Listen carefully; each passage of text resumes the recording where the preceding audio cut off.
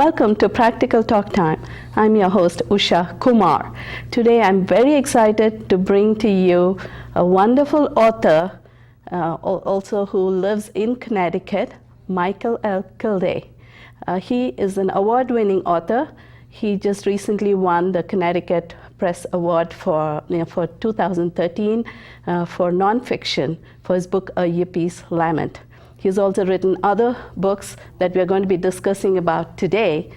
So please join me in welcoming Michael Kilday. Michael, welcome to the show. Thank you for having me, Usha. I read your book, then I read a little bit of your other books, and it is so refreshing and exciting to just read the books because they seem to be so well written, easy reading, and in a very nice, gentle storytelling manner. At the same time, it's very thought-provoking. Yes. It's no wonder that all of your books received notable honorable mentions in various locales. And today, I'm so happy to have you here to tell us about how you wrote these books, especially your series, Truth Never Changes. Thank you very much for the compliments.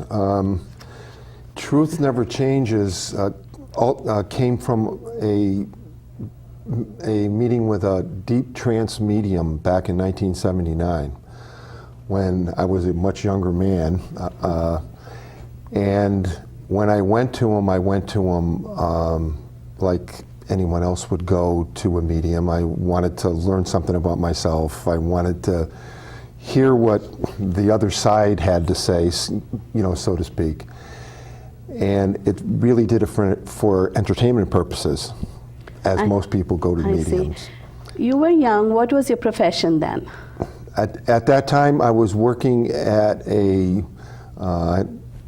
Aetna as a programmer. And so I was in the scientific field and very much had that logic ingrained in me.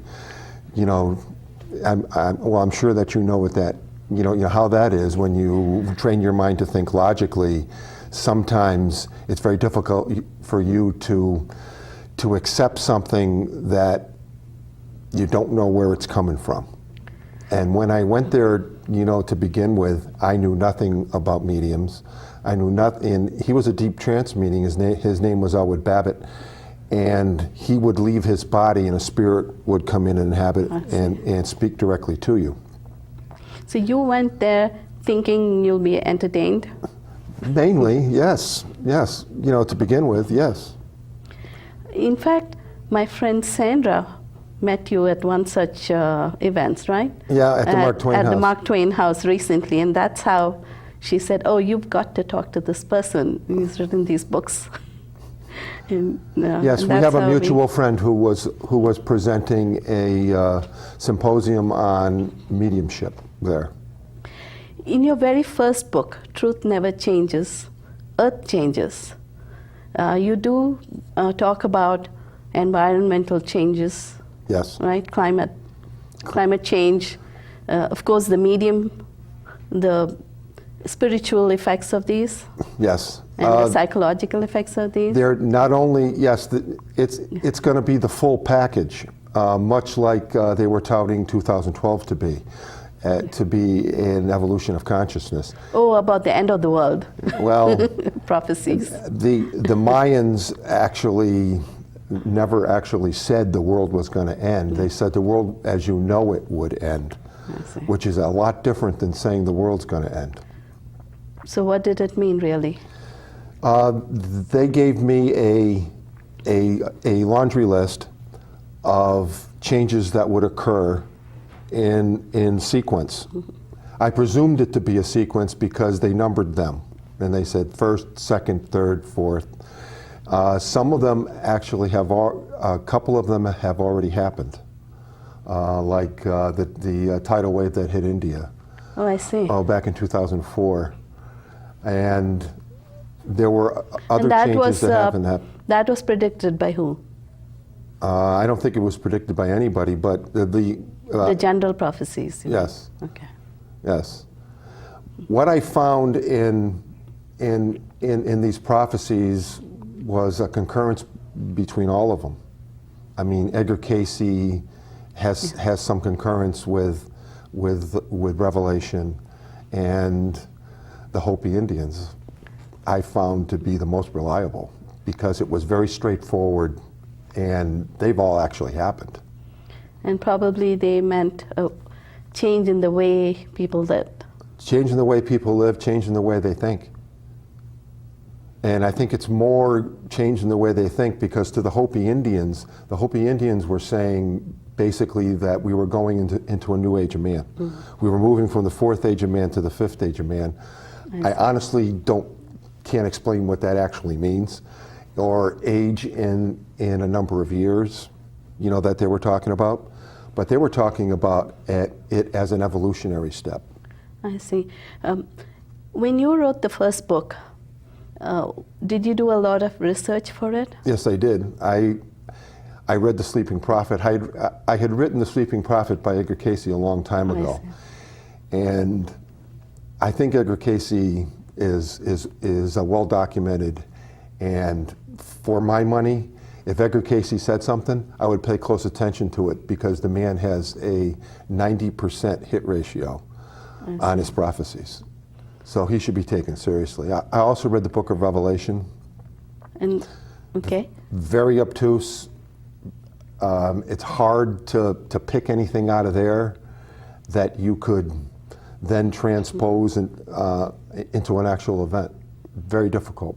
So what did you get away from his writing? That it all led to the same thing. They were all talking about the same thing. And I found that events on the ground really are what determines whether prophecy is really valid or not. And what do you think about the climate change that's happening and as compared with the prophecies? Climate change is an exponential thing. Climate change is a process. Global warming is a statistic. Neither is weather. Yeah. But they translate into weather change. That's what a lot of people, in the media and in politics don't seem to grasp at all. And you mentioned about the two reasons for climate change, right? Well, what's happening at the poles? One is man-made, another is caused by nature. Yes, it's also just the cyclical. Universe and the planet, the way it's it also moves. cyclical. I mean, the Earth is always going through some kind of change or another. It's moving. It's moving. To deny that climate changes really displays a complete misunderstanding of how the process operates at all. To say that man has no say in how he burns fossil fuel and that has no impact on the Earth, of course it does. I'm not saying that it's causing climate change. What I'm saying is it's impacting the cyclical process of climate change. And it's going to make it much worse than it probably ordinarily would be. But then there is also the way the planet Earth moves, right? Yes. And the magnetic North Pole and everything. Which, so what do you say about I found through my studies, and I think it was in the second book. Oh, we're jumping to the second book. Okay. Which goes much more into the scientific evidence. Oh, I see. See, like the first book was mainly about the psychic evidence, the philosophy behind it, and then how I as a human being reacted to that, what I felt about it. Oh, can you please tell us a little bit about that? About how I feel about it? Yes, your experience with the psychic mediums. Oh, okay. I found Elwood Babbitt was one of the most down-to-earth people that I've ever met in my entire life. He was a farmer who had this gift. He was actually trained by ARE, which is Edgar Casey's organization. So he had spent some time, there in the 30s, and I don't know if he had ever met Casey himself. I'm thinking that he did, if he had gone there and was trained by them. A lot of the predictions that the spirit that speaks through him made very much mirror the kind of predictions that Casey was talking about when he was talking about the California coast breaking up, and he was talking about the southeastern portion of the United States would sink. Oh. And it's sinking already. Oh, I see. And so a lot of those predictions were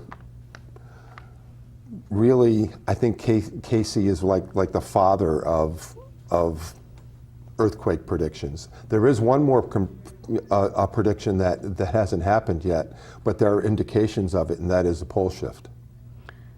Okay, that is a very scientific one, right? Yes, it's Scientific also, prediction. they've had to, there are certain airports in the United States that have had to change their magnetic compass that points at true north 10 to 14 degrees.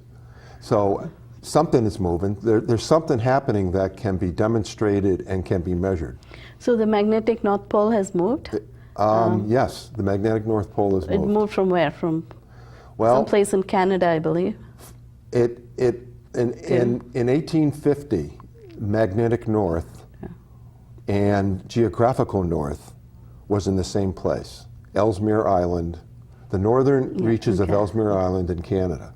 Since that time, magnetic north has been moving to the northwest. So where is it now? Somewhere north of Norway? Northwest. Oh, it's further.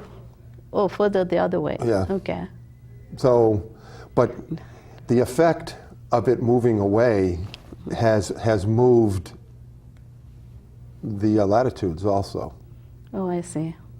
No one's reporting on this, but they have to adapt to But it. NASA ought to have that information. NASA has in that order to information, make and you see all kinds of information on the internet about all these things, and anybody could look it up anytime they want. Well, I'm sure that astrologers and astronomers would be interested in following the real positions and the real degrees of the planets. Yes, they would. And so, they know the degree of Yep. the tilt for the Earth. Yes. All the So earthquake- is that also causing the climate change, or is it primarily causing it? I don't know. I So- can't answer that question. In your book, when you say Earth changes, what all changes did you mean? Most of the changes that the greatest change is probably going to be the water inundation along all the coasts of the world. And since 65% of the world's population lives along the coast, Is that because water level is going to rise? I mean, well, the that's because sea the level. poles are melting. I mean, Parts of the Antarctic is melting, and part of the and part of Arctic the is Arctic also. they're all melting. In fact, very recently, sinkholes have been discovered in Siberia. I see. So the permafrost is actually melting. And But this, is it getting colder in any place if it's getting warmer in one place because of the shift? Or that's how nature works. It has to be. Yeah. It has to be, because nature So, works. so it's that. not correct to say just global warming. It's more of climatic change. Not all the global scientists change. are on the same page there. Okay. And Or there could be some global warming too. Some believe that the Earth is shifting. In fact, an earthquake, for example, a few years ago when they had that 10.0 or in Chile, the tilt of the Earth moved 3 feet.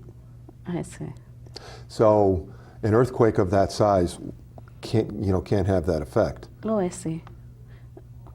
That and any other meteorites and things that might fall on Earth. That can change too. Meteorites aren't covered in the book. You didn't mention. But you know that they're out there. Your book kind of has a philosophical kind of feel to it. Yes. And you do delve into the spiritual aspects Yes. and the psychological Aspects also. So what has changed? Is this book entirely about a certain period, or are you talking about the time when you first came across the psychic and now or the medium, and then now you're talking about something at the present day level? Actually, it's more at the present day level now. And it's more moved into man has to change his thinking. He has to change his thinking. And it's not just in the way that he lives, it's also in the way that he thinks. I see. Because he has to start, to understand that there's no political system on earth that's going to work if you choose to hoard instead of share and hate instead of love. None of them will work. Oh, that is beautiful. None of them will work. And so he has to change his thinking. And actually the second and third books move more towards philosophical aspects of what this change is, and whereas the first one is more about what the physical aspects, Your first book was recognized and received honorable mention where in New England? And also in New England and Los Angeles. Los Angeles. Okay. Not surprised it would be Los Angeles. I see. Because they've always been very conscious of earth movements, in that area. And your second book also received honorable mention? Yep, in Paris and London. So how did that happen? Like it's outside? Well, there are US? Organizations that you can send your, your material to be reviewed. I see. And then to be rated. So your second book, you were mentioning that has more scientific kind of aspects to it? More scientific and more historical, because it also delves into the subject of Atlantis and where the Atlanteans came from, and the fact that they used Egypt as a colony. Okay. I believe that since your books are nonfiction, yes, they are so full of real facts and your own research on the subjects. A lot of it. Some of it is also what I would call automatic writing. There were certain sections of the book.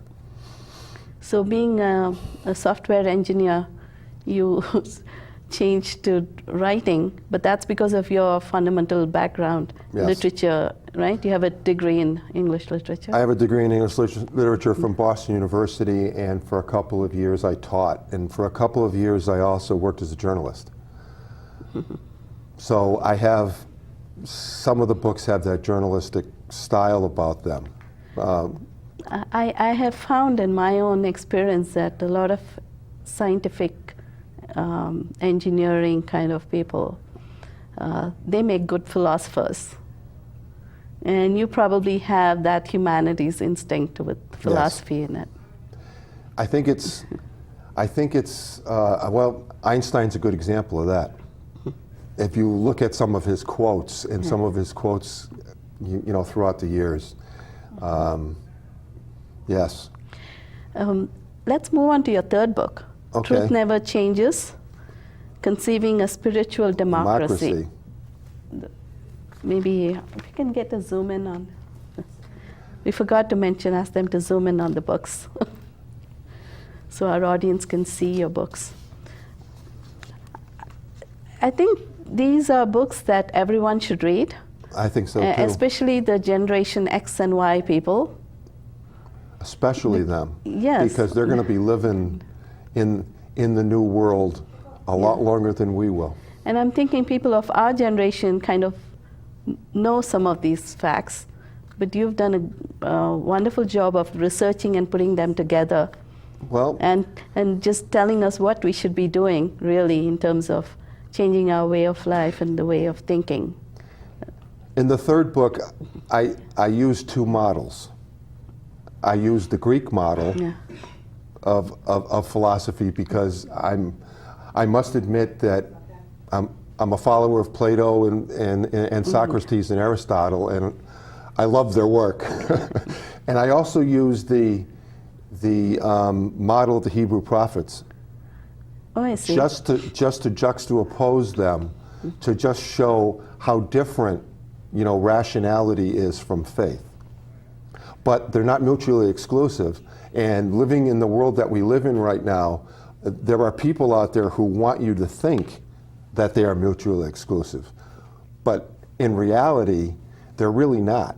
That sometimes it's a journey from one to the other and back again that you have to make. Does one have to have faith? On faith in what? I think you have to have faith in yourself. And that's where it starts. Okay. Because in my opinion, the kingdom of God is within. So if you want to know about the truth and that it doesn't change, I mean, that's your title. So I'm trying to figure out what your message is with that. My message? Yeah. Well, there's a section of one of the books. This is your recent book, The Truth Never Changes, Conceiving a Spiritual Democracy. If I could take the book off of Sure, here, definitely. there's something at the end.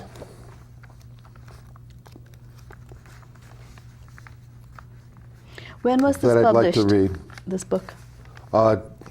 In August of this year. Oh,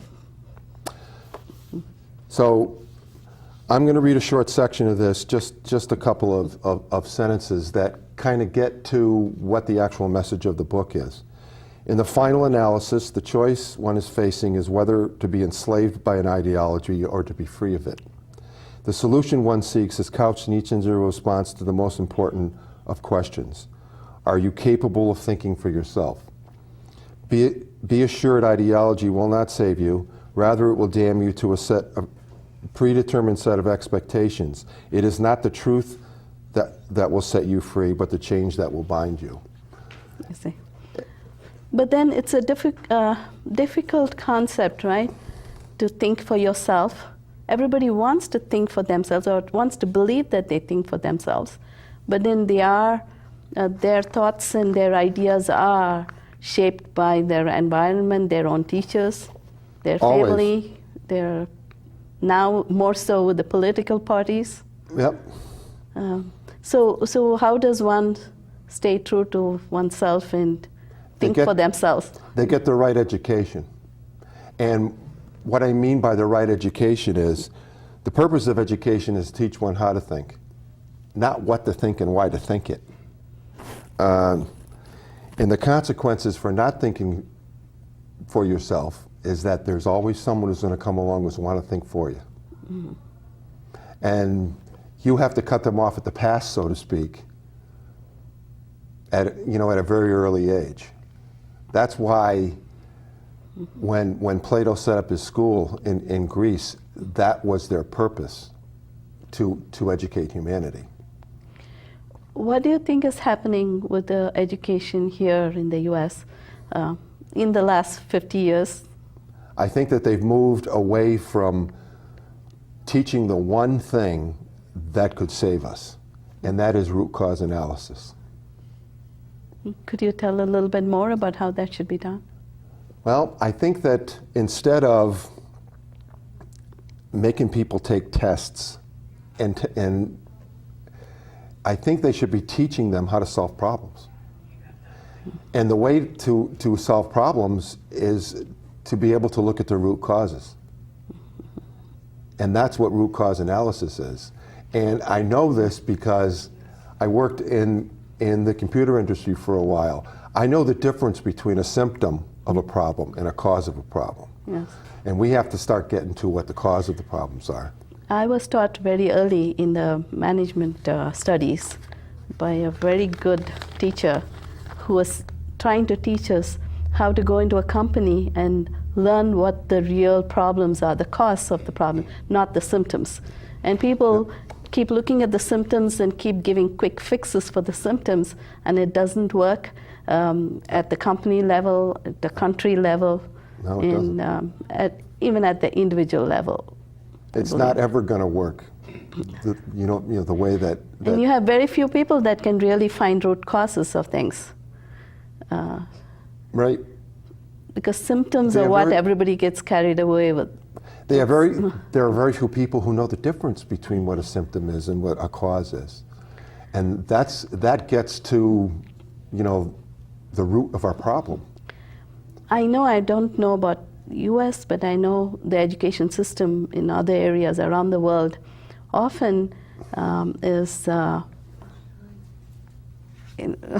kind of controlled by politics, and people think they can control the people if they keep them ignorant. So what do you think about that? Oh, I'm a fan of Plato and Jefferson and Paine and Adams and Madison, and their credo was educate the public in every case, because that's the only way democracy is ever going to work, is you need an educated populace. And you need people to think for themselves, yes. And not just toe the line. Not to just be told what to do. That is wonderful. I liked, all your good series. Are you going to add to that series? I don't know, because I'm kind of moving in another direction now, where I'm writing a novel. I see. And I have another book that I've been kind of working on bits and pieces of it for a while, I see. about the Gnostics. But I don't know if that will ever see the light of day.